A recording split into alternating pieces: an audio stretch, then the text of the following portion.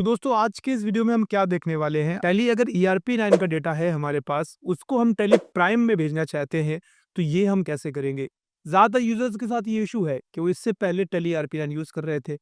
अब वो prime use तो करना चाहते हैं, लेकिन वो पुराने डेटा को लेकर कंसर्न है कि जो उनका पुराना वाला डेटा है, अगर वो प्राइम यूज़ करेंगे तो पुराना वाला डेटा कहाँ चला जाएगा। कोई दिक्कत नहीं है। अगर आप ERP पे काम करते रहे हैं, तो आप चाहें तो आप ERP के डेटा को प्राइम में कन्वर्ट कर लीजिए और आगे से आप प्राइम पे यूज़ करते रहिए। तो यहाँ पे मैंने अपना ERP यूज़ कर लिया है, मतलब ओपन कर लिया है और मैं आपको दिखाता हूँ। यहाँ से मेरे पास एक प्राइम भी है। प्राइम में मैं आपको कंपनी पे जाके दिखाता हूँ। अगर मैं सेलेक्ट करता हूँ, यहाँ से सेलेक्ट पे एंटर करता हूँ, तो अब यहाँ पे देखेंगे इतनी कंपनियाँ हमारे पास पहले से बनी हुई हैं। अभी मैं ERP भी दिखाता हूँ आपके। ERP मैंने जस्ट एक कंपनी बनाई, आमिर सुहेल नाम की।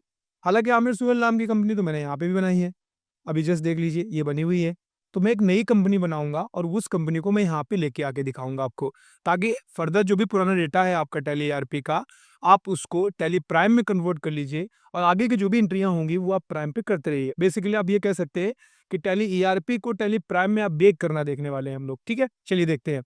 तो सबसे पहले मैं वही करता हूँ, मैं अपना टैली ERP 9 ही पे आता हूँ और मैं यहाँ से कंपनी क्रिएट करता हूँ, ऑल्ट F3 करके, और यहाँ से मैं क्रिएट कंपनी पे जाऊँगा और क्रिएट कंपनी पे जाने के बाद मैं एक यूनिक सा नेम देता हूँ, जो वहाँ पे मेरे पास नहीं है, देख लीजिए।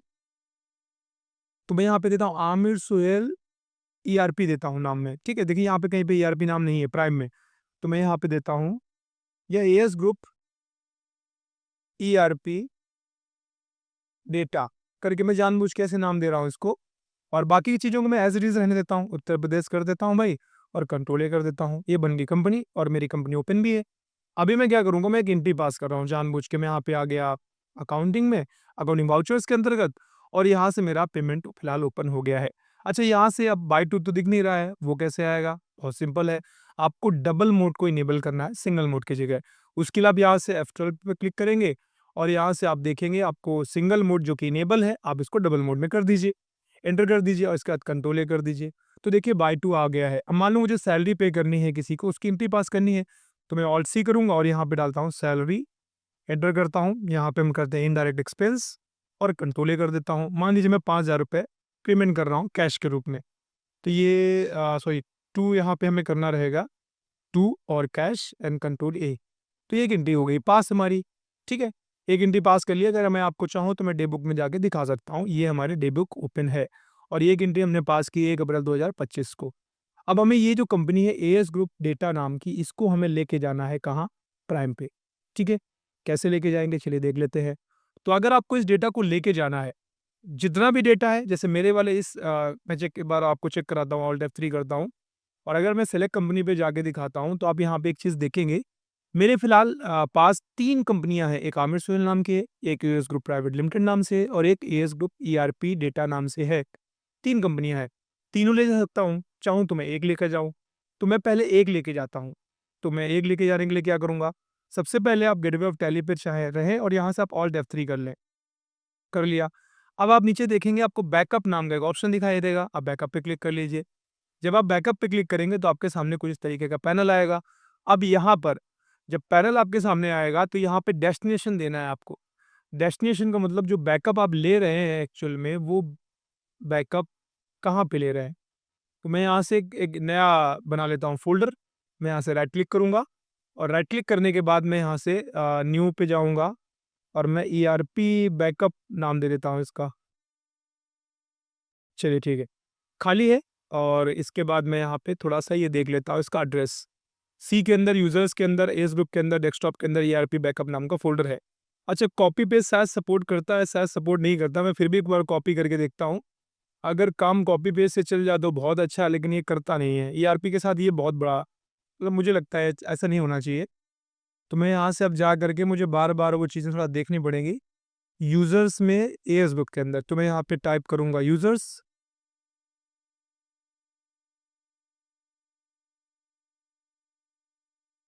यूज़र्स है, फिर से मैं कॉलम लगाऊँगा,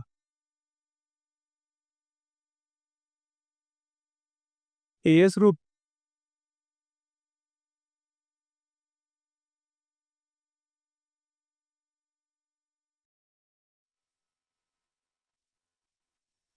डेस्कटॉप,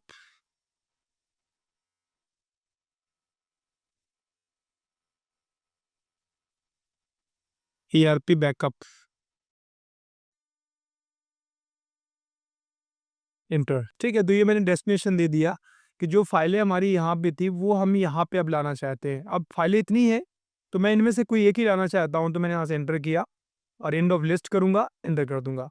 अच्छा, ये क्या हुआ जो मैंने किया, इसके बाद आप देखेंगे तो आपको इस जो फ़ोल्डर हमने बनाया था, इसके अंदर आपको एक ये डेटा दिखाई दे रहा है। ये उसी कंपनी का डेटा है जो मैंने वहाँ से ट्रांसफ़र किया है। अब इसी को आप प्राइम पे इम्पोर्ट करा लीजिए। प्राइम पे इम्पोर्ट कराना चाहें तो आप प्राइम पे आइए, और प्राइम पे आने के बाद आपको बहुत सिंपल सी चीज़ है, आप यहाँ से डायरेक्टली चाहें तो आप इम्पोर्ट पे जा सकते हैं।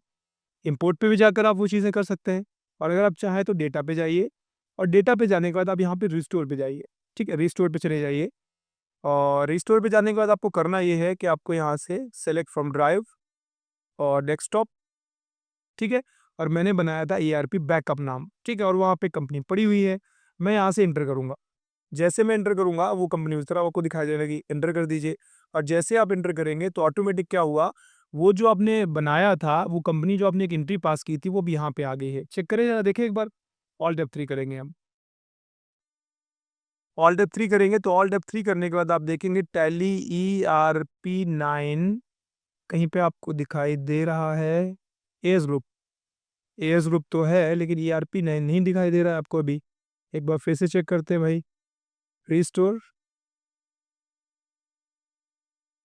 एंड देन यहाँ से हम जाएंगे select from drive, desktop, ERP backup, enter, enter, enter, company data 10 already exist, press yes to overwrite. यानी कंपनी का बैकअप तो आ चुका था तो हमें दिखा नहीं है। मैं फिर से जाऊंगा, सेलेक्ट पे जाऊंगा,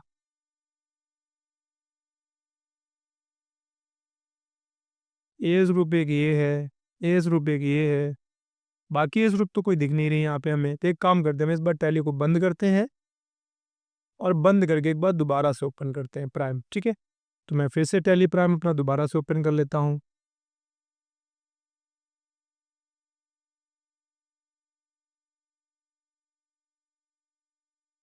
ये हमारा ओपन हो गया, कंटिन्यू एजुकेशन मोड। ठीक है,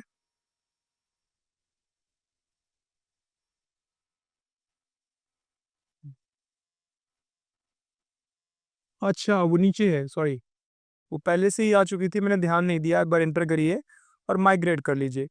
अब मैं आपको माइग्रेट करने के बाद दिखाता हूँ क्या हुआ। ERP डेटा खुल गया है, और मैं एक ही एंट्री मैंने पास की थी वो आपको यहाँ पे दिख रही है।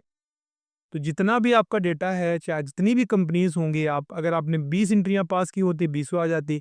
आप किसी कंपनी के डेटा को लेके आएंगे तो ऑब्वियस सी बात है, उस कंपनी के अंदर जितनी भी डेटा होगा वो सारा का सारा आ जाएगा। तो अगर आपको टैली ERP9 के डेटा को टैली प्राइम में सेंड करना है, तो प्रोसेस इज वेरी सिंपल। आपको ERP के डेटा का बैकअप लेना होगा, और आपको प्राइम पे जाकर उसको रिस्टोर करना है। आप प्राइम पे रिस्टोर करेंगे, ऑटोमेटिकली जो भी ERP का डेटा होगा वो आपका प्राइम पे आ जाएगा। तो आप इस तरीके से टैली ERP9 के डेटा को टैली प्राइम पे यूज़ कर सकते हैं। वीडियो पसंद आया हो, वीडियो को लाइक कर दीजिए, चैनल को सब्सक्राइब कर दीजिए, बेल आइकन पे हिट कर दीजिए। अगला वीडियो किस टॉपिक पे चाहते हैं वो बता सकते हैं हमें। बहुत जल्द मिलेंगे, तब तक अपना ख्याल रखिए। Bye bye and take care.